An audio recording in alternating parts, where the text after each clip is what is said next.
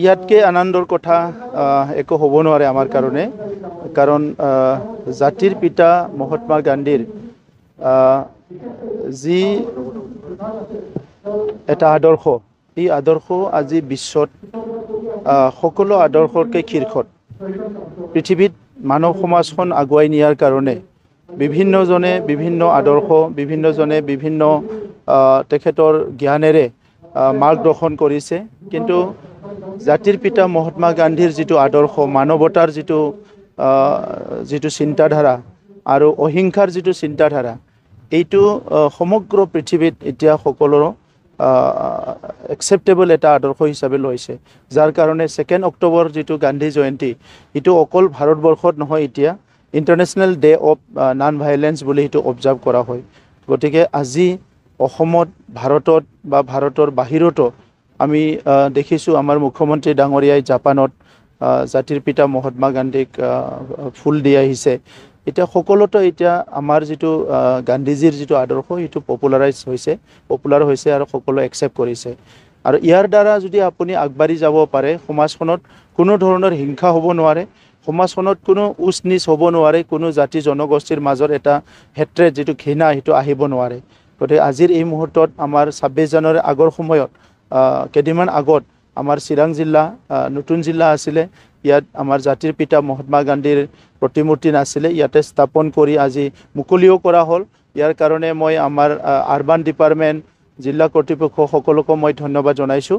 আৰু অনাগত দিনত ইয়াত আমাৰ ৰাষ্ট্ৰীয় কিবা এটা কাৰ্যসূচী হওক, ষ্টেট কাৰ্যসূচী, লোকেল কাৰ্যসূচী, ইয়াত সকলোৱে জাতিৰ পিতা মহাত্মা গান্ধীক ইয়াত আহি পেলাই ফুল দিব পাৰিব, তেখেতক শ্ৰদ্ধা জনাব পাৰিব। আপোনাৰ দীঘলীয়া সংগ্ৰামত মহাত্মা গান্ধীৰ আদৰ্শটোক আপুনি অধিক গুৰুত্ব দিছিলে আৰু তেখেতৰ আদৰ্শৰে আজি শান্তি প্ৰতিষ্ঠা কৰিবলৈ হৈছিলে। আজি এই আপোনাৰ ব্যক্তিগত উপলব্ধিটো কি? চাওক, যেতিয়া আমাৰ বড়োলেণ্ড অঞ্চলত বহুত হিংসা হৈ আছিলে, তেতিয়া আমি সকলোৱে অলপমান বহুত কেতিয়াবা ফ্ৰাষ্ট্ৰেটেড আৰু কেতিয়াবা অনাগত দিনক আহি থকা দিনবিলাকক লৈ পেলাই সকলো এটা আনচাৰ্টিনিটি এটা ফিল কৰিছিলোঁ যে ভৱিষ্যতটো কেনেকৈ হ'ব। আৰু সেইখিনি সময়ত মই গান্ধীজীৰ যিটো বিভিন্ন কোটেশ্যন বুলি কোৱা হয়, তেখেতৰ যিবিলাক কিতাপবিলাক, যিসকল বায়'গ্ৰাফি আৰু তেখেতৰ ওপৰত যিসকল কিতাপ লিখিছিলে, সেইবিলাক অলপ অধ্যয়ন কৰিছিলোঁ। আৰু তাত দেখিছিলোঁ কি পৃথিৱীখন বা মানৱ সমাজটো শান্তি কৰি ৰাখিবলৈ তেখেতৰ যিখিনি বাণী, তেখেতৰখিনি কোটেশ্যন, তেখেতৰ যিখিনি কথা কৈ গৈছে, সেইখিনি যদি ফ'ল' কৰে, এইটোৱে আজিৰ তাৰিখত অন্তত বেলেগ আৰু কথা নালাগে। কাৰণ জীৱ জন্তুৰ পৰা লৈ পেলাই মানৱৰ পৰা লৈ পেলাই সকলোৱে হিংসাৰ বলি হয়। আৰু হিংসাটো যদি নিজে নকৰে, তেতিয়া এক্সিডেণ্টেলি ক'ৰবাত হ'ব পাৰে, কিন্তু নিজে নকৰিলে আমি চবে ছেফ হ'ব পাৰোঁ। কাৰণ হিংসাৰ ইমিডিয়েট যিটো ৰিজাল্ট, আজি আপুনি হিংসা কৰিলে ইয়াৰ ইমিডিয়েট ৰিজাল্টটো হ'ল ডেষ্ট্ৰাকশ্যন, ধ্বংস। তো সেইকাৰণে আপুনি ধ্বংস নকৰিলে সৃষ্টি হ'ব, ধ্বংস নকৰিলে শান্তি হ'ব, ধ্বংস নকৰিলে চব কুছ হ'ব।